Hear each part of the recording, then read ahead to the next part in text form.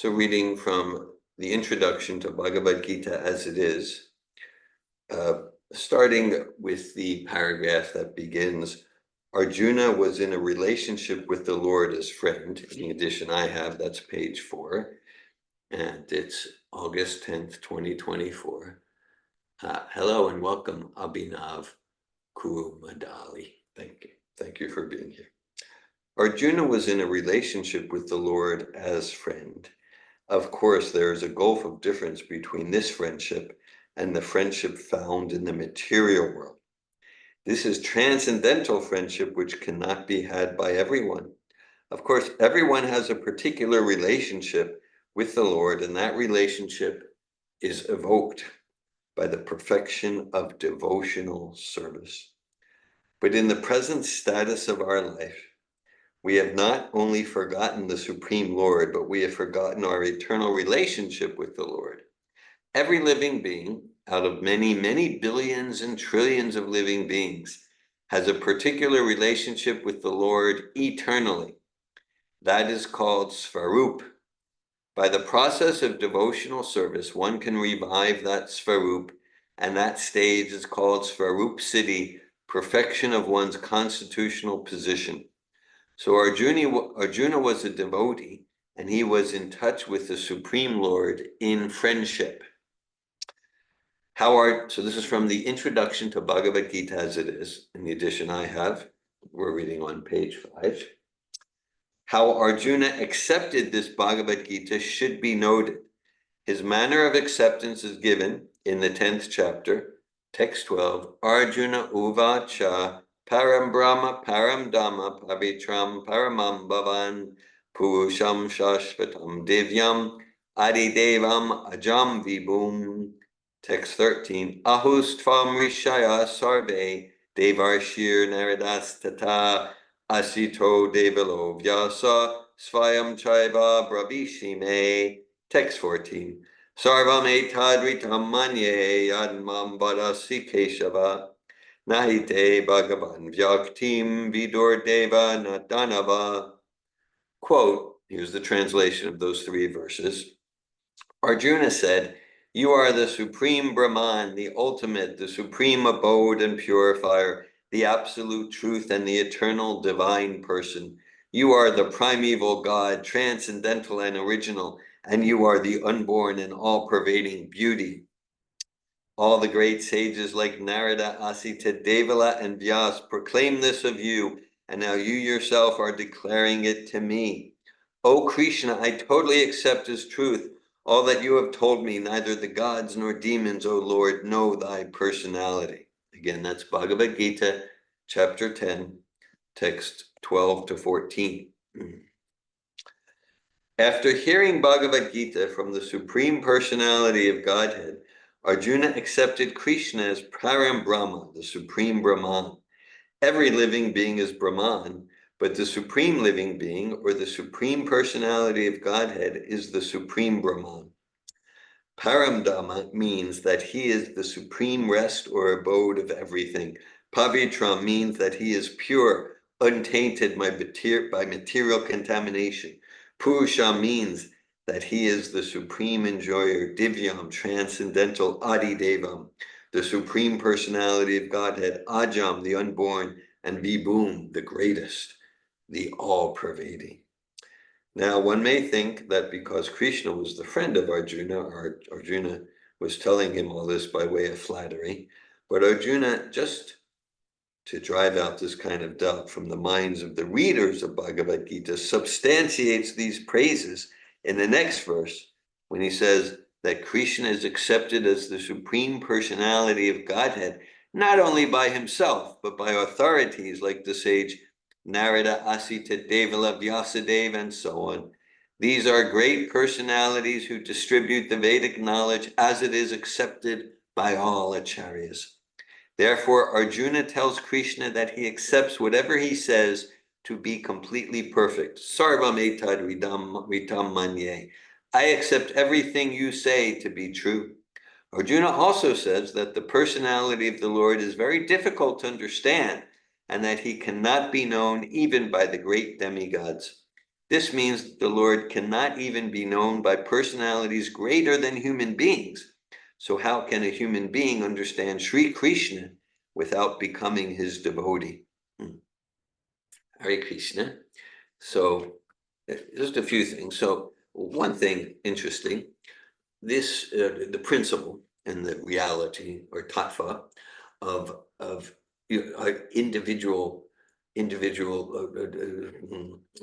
profoundly personal relationships with Krishna, the Supreme Personality of Godhead, though that's actually rather esoteric subject matters. It's described, Bhagavad Gita is the ABCs of spiritual life, and the Srimad Bhagavatam, that's the graduate study, and Sri Chaitanya Charitamrita is the postgraduate study. And so Bhagavad Gita, as we get to the beginning of the philosophical instructions in chapter 2, in that profound dialogue between Krishna and Arjuna, Krishna describes the difference between spirit and matter. Dihinosmin yata dehe komaram yovanamjara tata dehantara praptir dirastatra namuyati. As the embodied soul continually passes in this body from childhood to youth to old age, the soul similarly passes into another body at the time of death.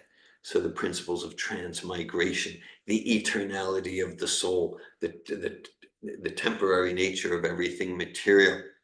And Bhagavad Gita goes on and describes about karma and material energy and devotional service. And you can say primarily, not only, but primarily, the Bhagavad Gita focuses on sambandha. We can see the English word bondage, or to bond together. Sambandha means the essential relationship, and the essential relationship between us and matter, between us and God. Ekalayeshvara Krishna Arasabha Bricha, that we are servants of God, we're servants of Krishna. Then Srimad Bhagavatam, primarily, Bhagavatam is the natural sequel to Bhagavad Gita. And Srimad Bhagavatam primarily focuses on the Abhideya, which means, okay, so now that we have Dharma Pojita Kortavitra Parmonima Saranam Satam Vejamastvam Atravastu Shivadam Tapotran Mulanam, now that we've, in principle, given up envy and we're realizing and we've surrendered to that relationship as, yes, I'm a servant, I'm giving up my God project,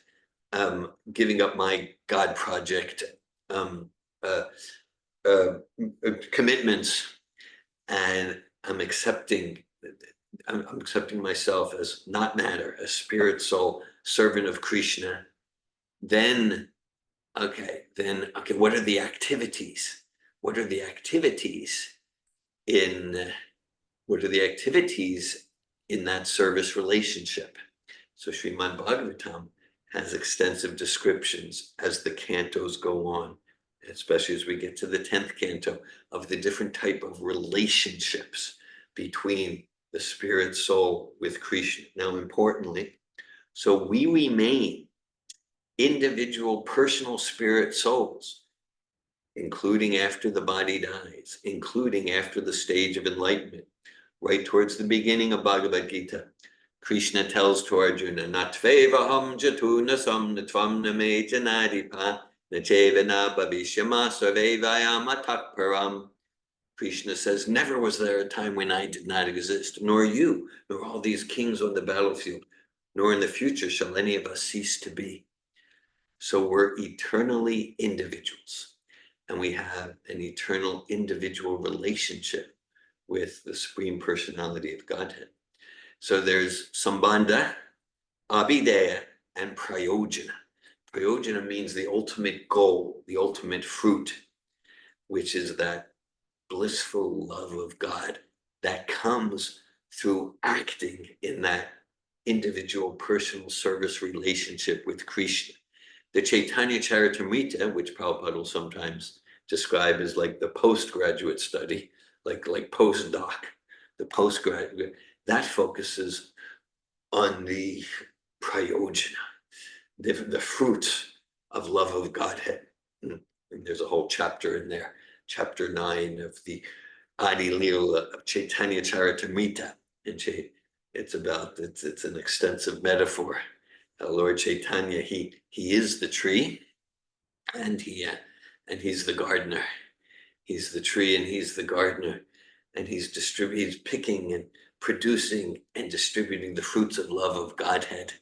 And to whatever extent we want to give our lives to his movement called Srila Prabhupada Sankirtan movement, then we get to be branches. We get to be branches or twigs on the tree of Lord Chaitanya, as let's call it the sub-branches of the A.C. Bhaktivedanta Swami tree. So in Bhagavad Gita, Srimad Bhagavatam, and Chaitanya Charitamrita, in all of those places, there is everything. There's the prayojana, the loving fruit, the blissful fruit. There's the activities in the relationship, the abhideya and the sambandha, our essential nature as not the body, as soul, as servants of God. And so they're ever, at the same time, Bhagavad Gita focuses on sambandha primarily. Srimad Bhagavatam focuses on abhideya, the activities, and Sri Chaitanya Charitamrita tends to focus on the prayojana, the fruits. So it's very interesting, from my point of view, that right here, towards the beginning of Bhagavad Gita, like before the beginning, right in the first pages of the introduction, Prabhupada's giving us this, we could call it relatively esoteric knowledge about one may be a devotee in a passive state, in an active state, as a friend, as a parent, as a conjugal lover. That's esoteric knowledge. So Prabhupada, he's giving us that right there at the beginning as like a context, a container, as we enter into Bhagavad Gita, and we hear and study and gain realization about who we are as spirit, soul, and engaging in bhakti and like that. And so Arjuna, his rasa, he's engaging, he's a friend with Krishna, as Prabhupada will emphasize as Bhagavad Gita goes on, that Krishna says right there,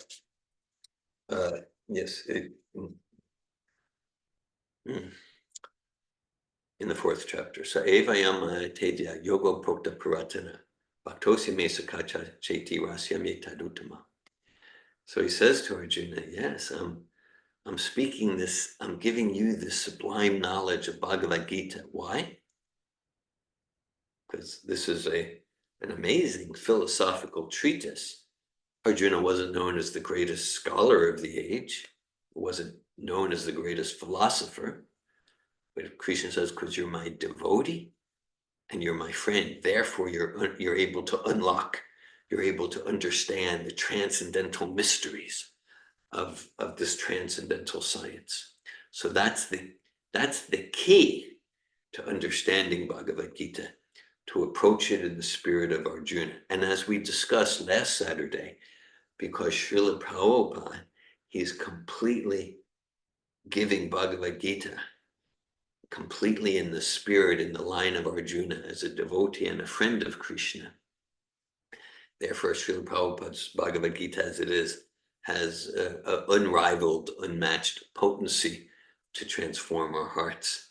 Whatever we're understanding or not, we simply hear from Prabhupada, read Bhagavad Gita, hear his lectures, read or hear anything from Prabhupada, and then we develop a taste. Vishaya binivartante niraha rasya dehinam rasa varjam rasopyasa param drishta nivartate. We develop the higher taste for that quality of vibration, hearing from the pure devotee of Krishna. And that's what qualified Arjuna to be the hearer of Bhagavad Gita. And so Srila Prabhupada's eminently qualified to give Bhagavad Gita in that spirit. We hear from Prabhupada kind of apart from intellectually, cognitively, based on my conceptions. I agree with this, I don't agree with that. I mean, that might be there. Simply hearing the vibration and our our consciousness is cleansed, our hearts are transformed. And Prabhupada makes the distinction that Arjuna is in relationship with the Lord as a friend. And Prabhupada says, of course, there is a gulf of difference between this friendship and the friendship found in the material world. This is transcendental friendship, which cannot be had by everyone. So everything in this world is a shadow of, let's call it, the genuine article, the real thing in spiritual life, in Goloka Vrindavan, in Krishna consciousness. And so we get to transform our lives from the shadow to the light of, well, the light. When I say light, we're not talking about like, oh, it's all one bright light. That's spirituality.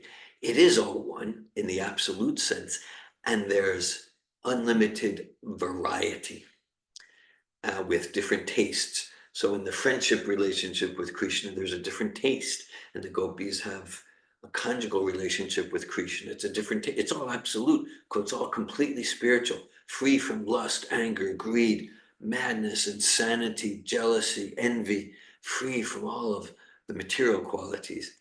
And so whatever exists in this world, it makes sense, right? Krishna says, aham sarvasya prabhavo matasaram pravartate timatva bhajante mam buddha bhava samanvita. Krishna says, I'm the source of all material and spiritual energies. And the wise people, the wise souls who know this, they naturally engage with all their hearts in loving devotion to me. And so knowledge leads to service. Knowledge leads to service. So Janmadyasya yata, that's the second aphorism of the Vedanta Sutra. And it means that what exists, it's logic. What exists in the effect must exist in the source. So just like here, we can see in the effect in this world, there's form. So there must be form in the source, right? In the Hebrew Old Testament, or the Jews would just call it the Torah, because for them there is no New Testament. But they would just, it's so a bit right there at the beginning of Genesis, B'Tselem Elohim, Bereshit bar Elohim et hashamayim bet haaretz. B'Tselem Elohim, which means that the humans are created in the image of God. In modern Hebrew, tzilum means a photocopy. When I was serving in the ashram in Israel, 1984, as Bhakta Dev, they would say, oh, go to town and make tzilumim, to make photocopies.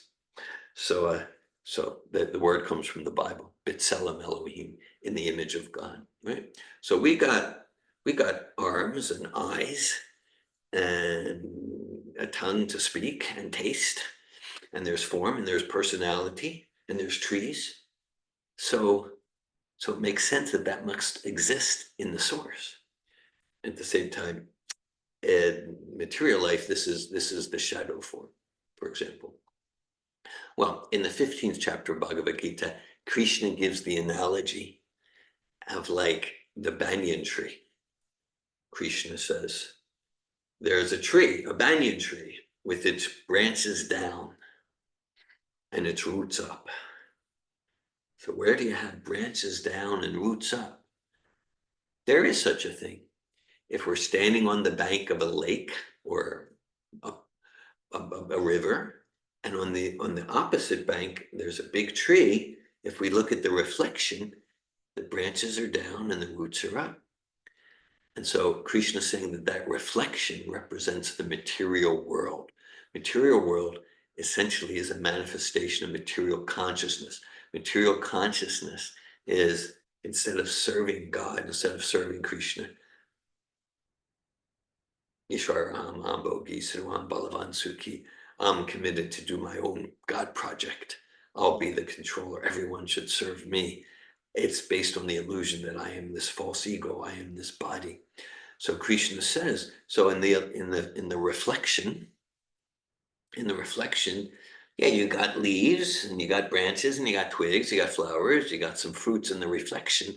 But if we try to grab the reflection, it's ephemeral. There's nothing solid there.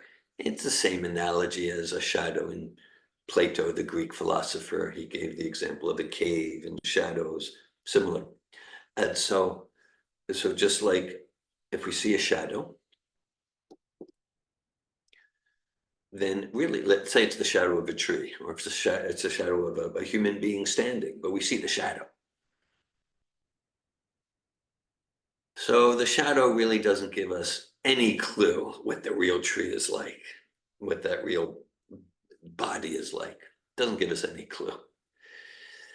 But from the existence of the shadow, we can clearly understand there must be an original substance. There must be a real tree, just the fact that the shadow exists. So it's described in the 29th verse of the Brahma Samhita. Chintamani prakarasatma sukalpa vriksha laksha viteshu surabhira vipalayantam lakshmi sahasra satasam brahma sevyamanam govindamadi pusham tamaham bhajami govindamadi pusham tamaham bhajami. This is Lord Brahma singing.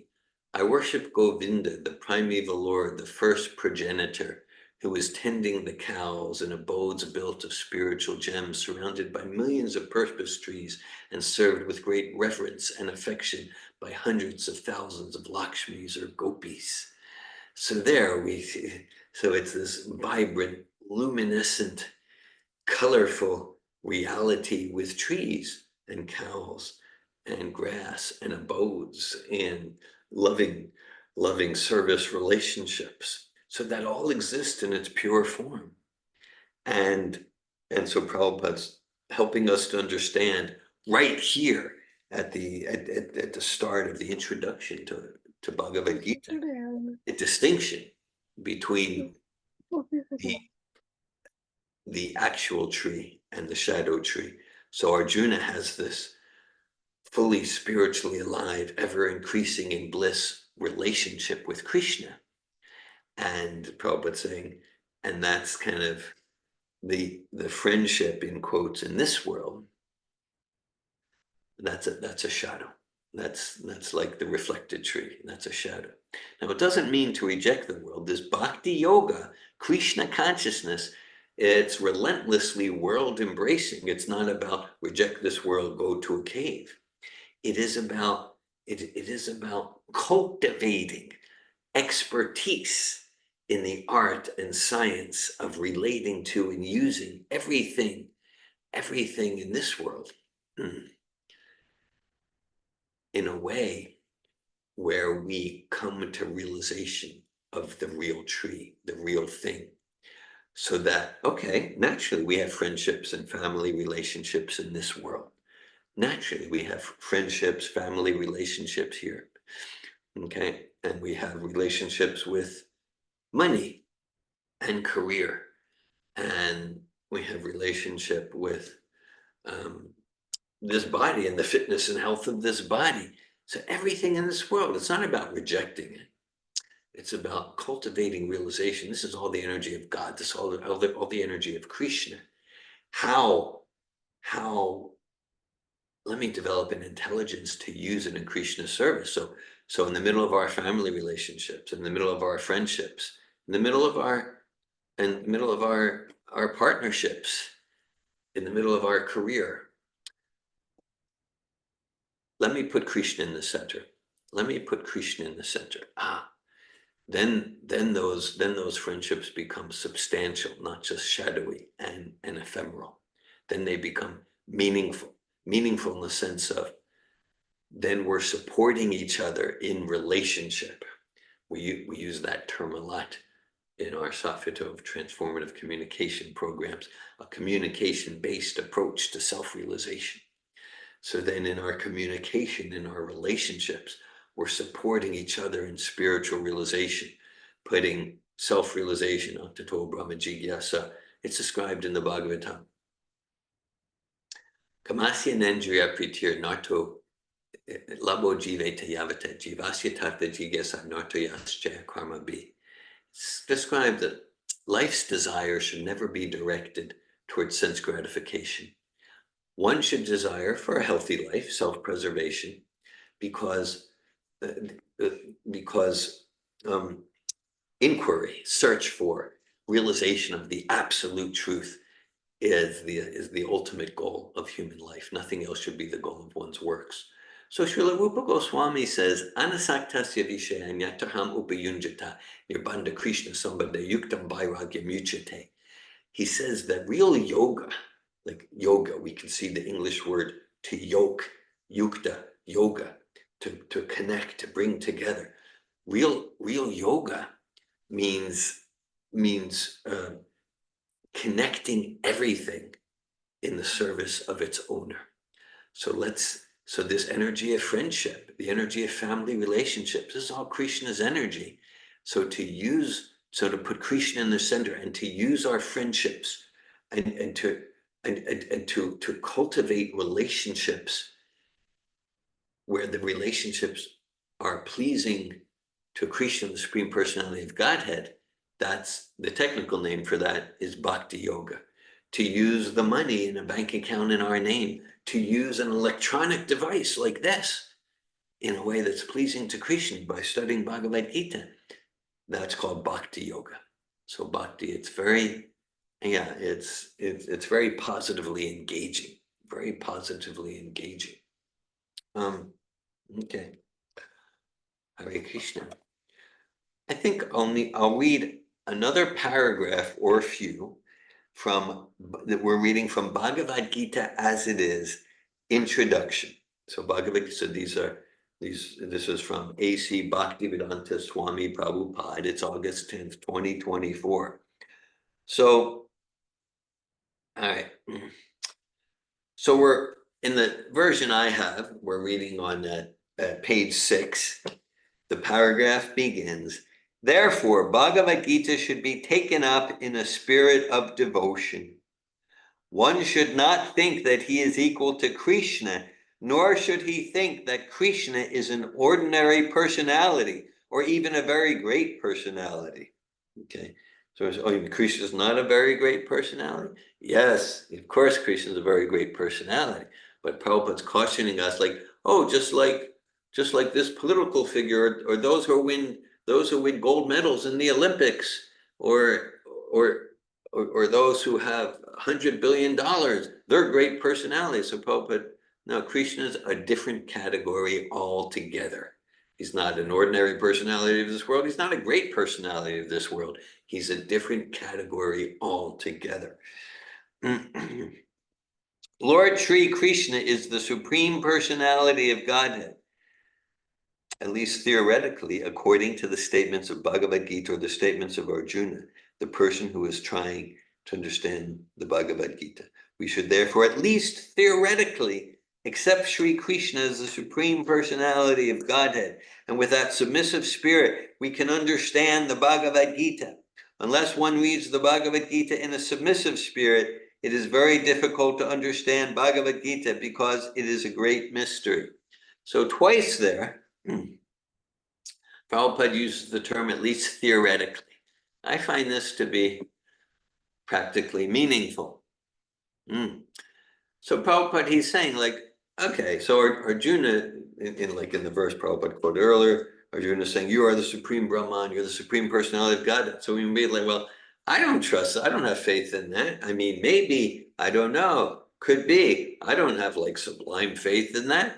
So Prabhupada's saying, that's okay. And he's suggesting that approach Bhagavad Gita in this spirit where at least hypothetically,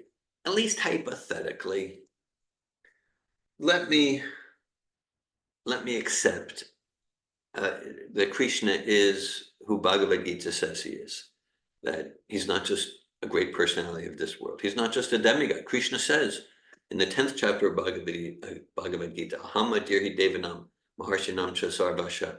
Krishna says, I'm the source of the demigods. I'm the source of the great sages. Means Krishna is not just another great sage or another demigod. He's the source. He's the source of the demigods and the great sages. So Prabhupada's encouraging us he's encouraging us to approach Bhagavad Gita not with blind faith. Blind faith is discouraged. And so like to blindly accept something is no virtue. And to blindly reject something is no virtue either. So Prabhupada's encouraging us, approach Bhagavad Gita in a childlike spirit of discovery. A childlike spirit of discovery. A spirit of adventure and discovery. And like, okay, let's just hypothetically accept that Krishna is who Bhagavad Gita says he is, and let's see what our experience is. Let's see what we experience. And okay. So I'll read the next paragraph. So again, Prabhupada at the closing sentence of that previous paragraph, Prabhupada says, unless one reads the Bhagavad Gita in a submissive spirit, it is very difficult to understand Bhagavad Gita because it is a great mystery. Just what is the Bhagavad Gita? The purpose of Bhagavad Gita is to deliver mankind from the nescience of material existence. Every man is in difficulty in so many ways, as Arjuna also was in difficulty in having to fight the battle of Kurukshetra. Arjuna surrendered unto Sri Krishna, and consequently this Bhagavad Gita was spoken. Not only Arjuna, but every one of us is full of anxieties because of this material existence. Our very existence is in the atmosphere of non-existence. Actually, we are not meant to be threatened by non-existence. Our existence is eternal, but somehow or other we are put into asat. Asat refers to that which does not exist, right? So the nature of the self is such Chidananda Vigraha, eternally full of bliss and knowledge in spiritual form. So, right, and a verse from Bhagavatam, Prabhupada quotes a lot, Bhayam Dvitiya Binivesita Syat. To whatever degree that we misidentify the eternal spirit self with the temporary material body will be an anxiety because we're associating with something that's temporary. We're associating with something that's temporary, something that's going to die, right? So we don't want to die. And that's not just like, and we know we're threatened by death and old age and disease at every moment. And so let's make sure the insurance is paid so the house is okay. And let's make sure the car is safe, right? Let's not go over there. There's crime in that neighborhood. If someone attacks us, right, we fight or we run away because we don't want to die. And that's natural because our nature is to be deathless. So that indicates our nature. And as long as we identify with the temporary material body, either gross material body or ego, right? Maybe I have a particular, I perceive I have a particular level of respect or prestige or popularity. And I identify with that. Oh, but someone's insulting me. Oh, but that's being threatened. Someone's upset with me. So that part of my ego is being threatened and I identify with that. So we don't want to die. We don't want to die. And so we resist the context of death. And so that point, so our nature, the spirit soul, is that we are deathless. And so through this process given in Bhagavad Gita, again, the technical name is Bhakti Yoga or Krishna consciousness, then we realize our deathless nature. And then to the degree we have that realization, then we're happy, then we're secure, because then we know nothing can touch me. Nothing can touch me. At some point, the body will die. More technically, the body's already dead. It's made of dead matter. But at some point, according to our consciousness at the time of death, yam yam vapi smaran bhavam tyajadante kalevram tam tam eveti kante sadatat bhava bhavita. Whatever state of being, whatever state of consciousness we're absorbed in when the soul leaves the body, that state will attain without fail. And so, so within this body, we can be blissful, secure by cultivating realization of who we are, spirit, soul, not just intellectual, although we do want to also apply our intellect to the sublime philosophy, but experiential realization. And then we know nothing can touch me. I get to serve Krishna. I get to serve Krishna at every moment, and nothing material can get in the way of that. Savaya Bum Sam Parodar Moya To Bhaktirat Hokshaje Ahetukya Pratyataya Yatma Suprasidati. The highest dharma for all living entities is devotional service unto the Supreme Personality of Godhead. And when such service is unmotivated and uninterrupted, then the self is completely satisfied. And because spirit is superior to matter, nothing in creation is more powerful than bhakti, the internal energy of the Supreme Personality of Godhead. So if we're sincere to want to serve Krishna, nothing material can get in the way, and that's the bliss of the soul. Okay. So Prabhupada writes, actually, we are not meant to be threatened by non-existence. Our existence is eternal, but somehow or other we are put into asat. Asat refers to that which does not exist. Out of so many human beings who are suffering, there are a few who are actually inquiring about their position as to what they are, why they are put into this awkward position, and so on. Unless one is awakened to this position of questioning his suffering, unless he realizes that he doesn't want suffering, but rather wants to make a solution to all sufferings, then one is not to be considered a perfect human being. Humanity begins when this sort of inquiry is awakened in one's mind. In the Brahma Sutra, this inquiry is called Brahma Jigyasa. Every activity of the human being is to be considered a failure unless he inquires about the nature of the Absolute. Therefore, those who begin to question why they are suffering, or where they came from, and where they shall go after death, are proper students for understanding Bhagavad Gita. The sincere student should also have a firm respect for the Supreme Personality of Godhead. Such a student was Arjuna. Lord Krishna descends specifically to reestablish the real purpose of life when man forgets that purpose. Even then, out of many, many human beings who awaken, there may be one who actually enters the spirit of understanding his position. And for him, this Bhagavad Gita is spoken. Actually, we're all followed by the tiger of nescience, but the Lord is very merciful upon living entities, especially human beings. To this end, he spoke the Bhagavad Gita, making his friend Arjuna his student. Being an associate of Lord Krishna, Arjuna was above all ignorance. But Arjuna was put into ignorance on the battlefield of Kurukshetra just to question Lord Krishna about the problems of life so that the Lord could explain them for the benefit of future generations of human beings and chalk out the plan of life.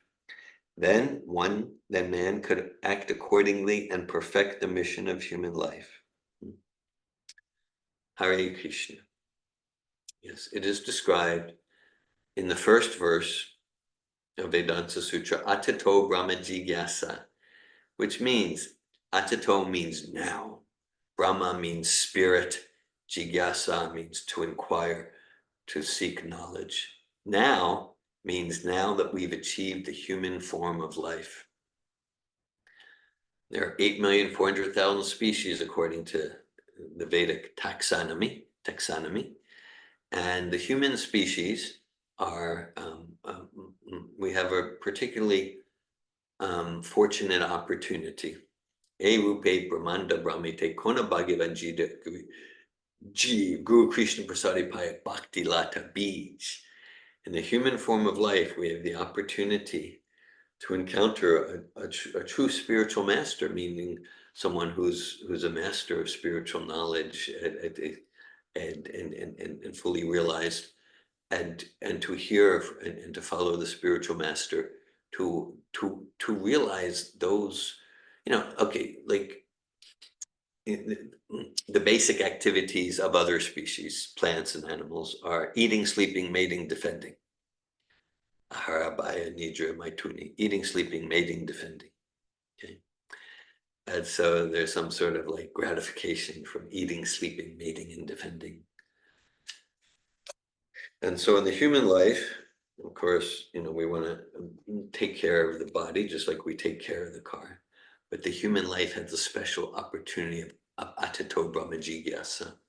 We get to ask questions that relate that relate to themes other than eating, sleeping, mating, and defending, the activities and the questions of other species, and maybe 99.9% of most of humanity or more, is how can I increase my eating, sleeping, mating, and defending? How can I increase my enjoyment there?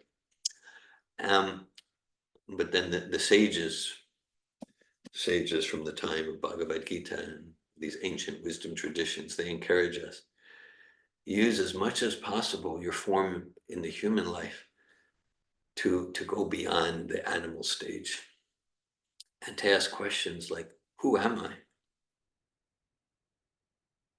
What is the purpose of my life? What is the purpose of my life? What happens upon the death of the body? Is there a supreme intelligence? What am I avoiding? What am I pretending not to know? Yeah. So to engage in self-realization, that's a special opportunity in the human form. And so Bhagavad Gita, it's especially for those who are like, yeah, I'm ready for that quality of inquiry. I'm ready for that quality of inquiry. I'm tired of the shadow material soap opera based on envy and jealousy and lust. Because even the material happiness that comes from different forms of eating, sleeping, mating, and defending, Bhagavad Gita describes, like in the different gunas, the different modes of nature. It describes knowledge in the different modes and happiness in the different modes and faith and charity. All different life areas are described very practically. So like happiness and ignorance might be like, if I could just sleep for 10 or 12 hours, 14 hours, just lie in bed, that's happiness. Okay, so there's a sort of happiness. It's like happiness. Or if I could just get intoxicated, if I could just get inebriated, whoa. Okay, it's like a sort of happiness. Okay, right? It's happiness in the mode of tamas. So it's happiness in rajas, happiness in sattva, and the actual Shuddha sattva, the actual transcendental happiness, that's the soul awakening to its original joy and self-realization and devotional service to Sri Krishna, the personality of Godhead. That's a happiness that nothing can interfere with. Shuddhyadhyasma brahmasakyam tvananta. It's ever increasing to the extent that we really make that our prayojana, our goal.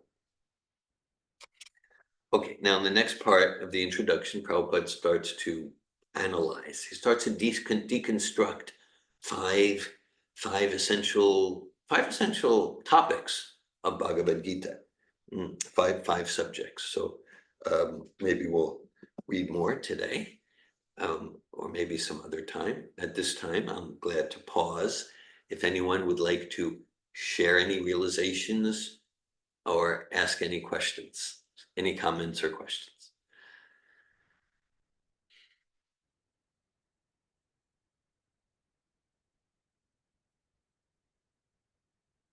Hare Krishna. Okay then. Let's hear from Srila Prabhupada about the five subjects of Bhagavad Gita. So this is transcendental knowledge. Just like knowledge about like how to improve sleeping, eating, mating, and defending. It's knowledge, but it's kind of like knowledge on the animal level, tamasic knowledge. Then this is transcendental knowledge for liberating the soul from illusion. The subject of the Bhagavad Gita entails the comprehension of five basic truths. First of all, the science of God is explained, and then the constitutional position of the living entities, jivas. The jivas, okay. There is Ishvara, which means controller, and there are jivas, the living entities which are controlled. So that's two subjects. One is Ishvara, or God, and the other is jiva, the living entity, that's us. If a living entity says that he is not controlled, but that he is free, then he is insane. The living being is controlled in every respect, at least in his conditioned life.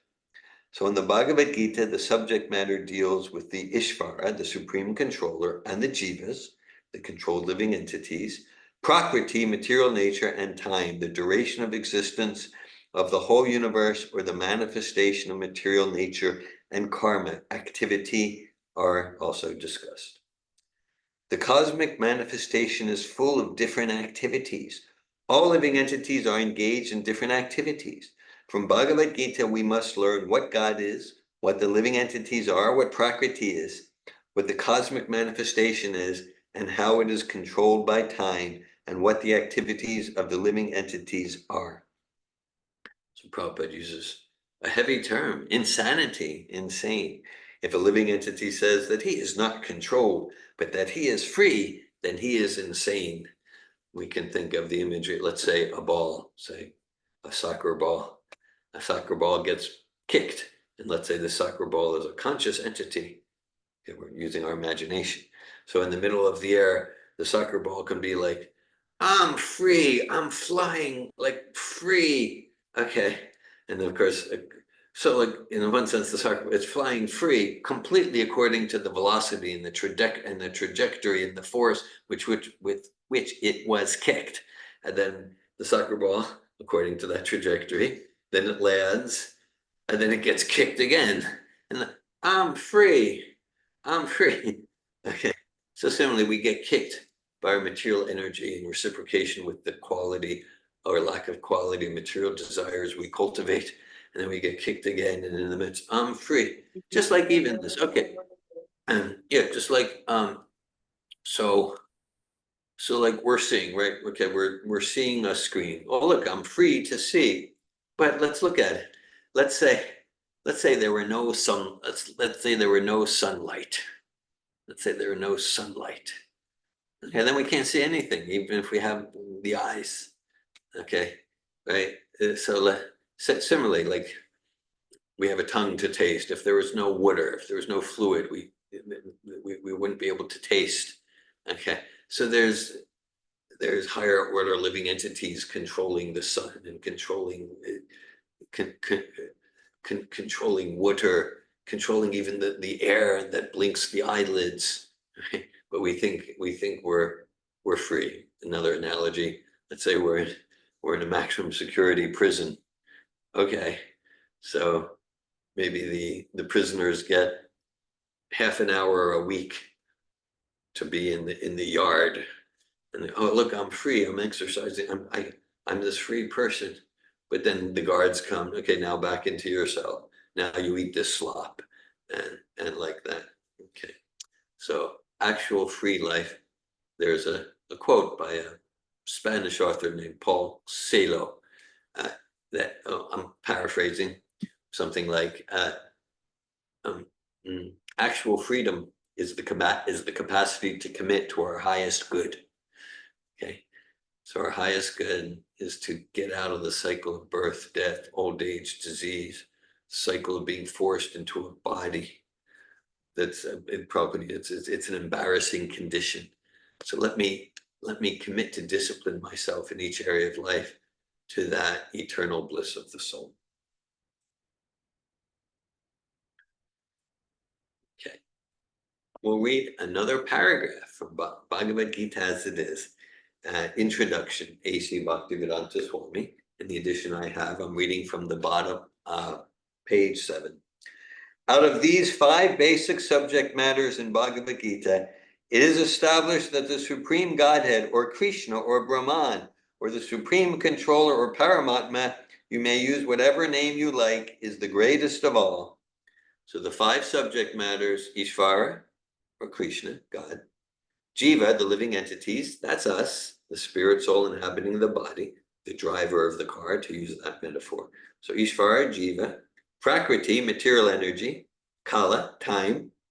Krishna says later in Bhagavad Gita, Kalosmi Pravita, Kalosmi Loka Pravita Kshaya Krit. Time I am, destroyer of worlds. And the 5th is karma. So karma, time, material energy, spirit, soul, God. Kalosmi Pravita Loka Kshaya Krit.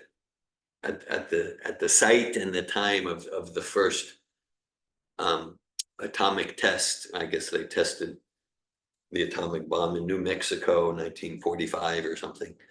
So one of the main developers was Robert Oppenheimer. I know they made a movie about him recently. I haven't seen the movie, but when he was in a bunker far away looking at the first explosion, and at that first explosion, he quoted Bhagavad Gita. He learned Sanskrit to read Bhagavad Gita. He quoted that verse from Bhagavad Gita, "Time I have, destroyer of worlds." The living beings are in quality like the supreme controller. For instance, the Lord has control over the universal affairs, over material nature, etc., as will be explained in the later chapters of Bhagavad Gita. Material nature is not independent. She is acting under the directions of the Supreme Lord. As Lord Krishna says, Prakriti is working under my direction. When we see wonderful things happening in the cosmic nature, we should know that behind this cosmic manifestation, there is a controller. Nothing could be manifested without being controlled. It is childish not to consider the controller. For instance, a child may think that an automobile is quite wonderful to be able to run without a horse or other animal pulling it, but a sane man knows the nature of the automobile's engineering arrangement. He always knows that behind the machinery there is a man, a driver. Similarly, the Supreme Lord is a driver under whose direction everything is working. Now the jivas, or the living entities, have been accepted by the Lord, as we will note in the later chapters, as his parts and parcels. A particle of gold is also gold. A drop of water from the ocean is also salty. And similarly, we, the living entities, being part and parcel of the supreme controller Ishvara, or Bhagavan, Lord Sri Krishna, have all the qualities of the Supreme Lord in minute quantity, because we are minute Ishvaras, subordinate Ishvaras.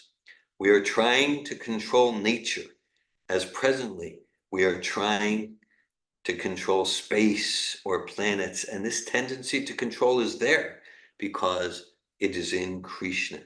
But although we have a tendency to lord it over material nature, we should know that we are not the supreme controller. This is explained in Bhagavad Gita. Yeah, so a kind of a fundamental principle Prabhupada's giving, that material nature, it doesn't move on its own. It doesn't move on its own because there's not that consciousness. Consciousness means desire. Krishna consciousness means to transfer our propensity to desire to please God, to please Krishna. That's the science of Krishna consciousness. So just like, okay, inside this body, there's a conscious entity. So I could think, I want to pick up my watch. So then the watch moves, right? Because I have a desire. I want to walk over there, okay?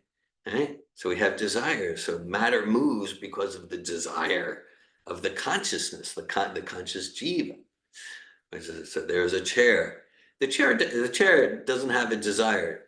I want to move 2 feet in that direction. I want to go to a different room. No, the chair, because it's dead matter. It's dead matter. So we can apply that the whole motion, the universal planetary motion, that there's so much moving, the movement of the seasons, right? So it makes sense that there is a conscious entity behind all that motion.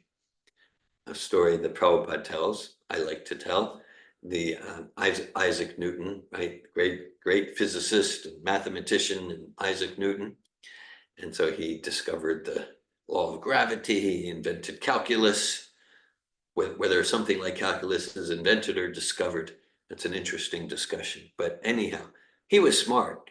So one fine day, he had a friend who was atheistic in his philosophical orientation, and Isaac Newton had made like this kind of machine where you crank it, and the planets, as the orbits of the planets were understood at that time, the planets would rotate when this machine was cranked, the planets would rotate according to the understanding of the rotation of the planets at that time. So the friend saw this device and he said, "Oh, that's really cool." I don't know in the 1600s if he said really cool, but whatever he said, "Oh, that's fascinating. Who made that?" And Isaac Newton replied, "No one." And the friend said, "No, that's very ingenious. Who made that?" Isaac Newton insisted. "No one." So they went back and forth for a while. Eventually, Isaac Newton said, "Look, you insist that this relatively simple toy, that someone must have made it. There must have been a brain behind it. But that the actual orbit rotation of the planets, which is trillions of times more sophisticated than this little machine, you insist that no one made that. It just happened by chance."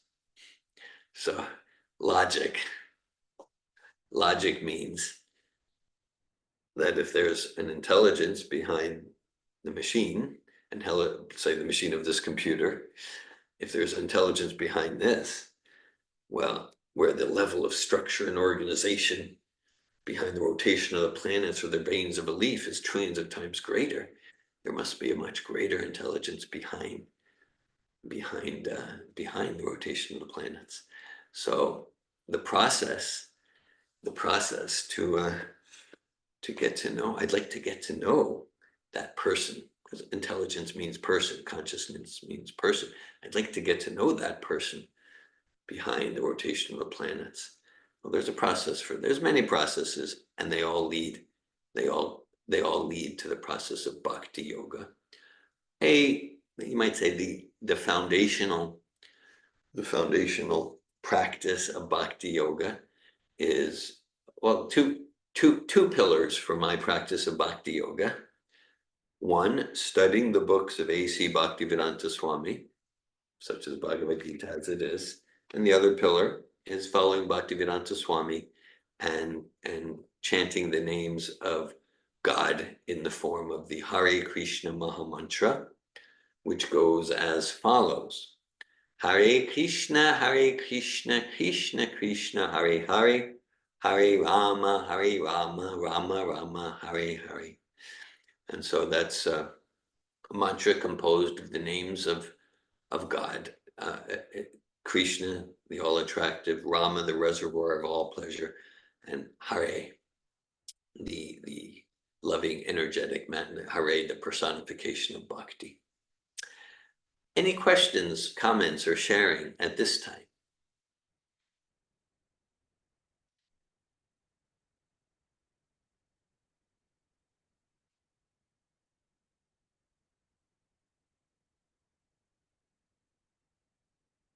Hare Krishna. Thanks for giving your oral reception to Bhagavad Gita as it is. Srila Prabhupada ki jai. Bhagavad Gita ki jai. Thank you, Prabhus. Hare Krishna. Hare Krishna. Thank you. Hare Krishna. Thank you.